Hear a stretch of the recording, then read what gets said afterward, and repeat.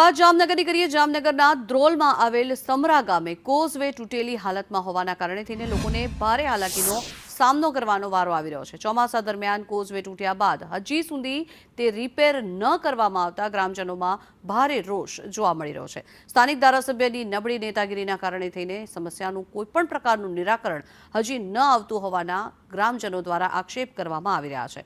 ગત ચોમાસે પણ વિદ્યાર્થીઓને જીવના જોખમે નદી પસાર કરવી પડતી હતી, ત્યારે આ વર્ષે પણ કોઝવેનું કામ શરૂ ન થતા તંત્રની નિષ્કાળજી સામે આવી રહી છે। વિદ્યાર્થીઓ અને ગ્રામજનોમાં આ સમગ્ર મામલાને લઈને ભારે રોષ જોવા મળી રહ્યો છે, જે લોકો ખૂબ જ હાલાકીનો સામનો કરી રહ્યા છે।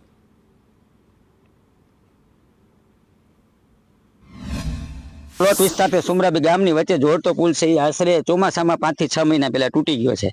આ પુલ ઉપર 150 થી 200 વિદ્યાર્થીઓની 3 થી 4 સ્કૂલ બસો નીકળે છે। વિદ્યાર્થીઓને કપરી પરિસ્થિતિની અંદર નીકળવું પડે એવી સ્થિતિ છે। આ પુલનું સમારકામ કરેલ છે, એમાં પણ અત્યારે જોખમી રીતે બસો નીકળે છે।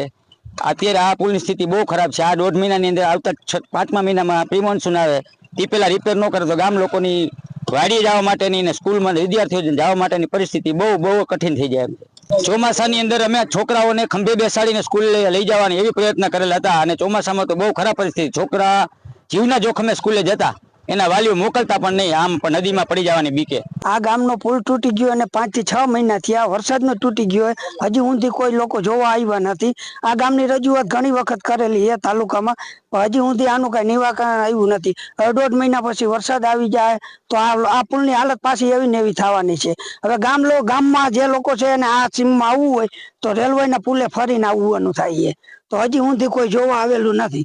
હજી ક્યાંય રિપેરિંગ કામ આમાં થયું જ નથી। આ ગામ લોકોએ માટી કામ નાખ્યું અને હજી કોઈ માટીને પૈસા કોઈ દીધા નથી।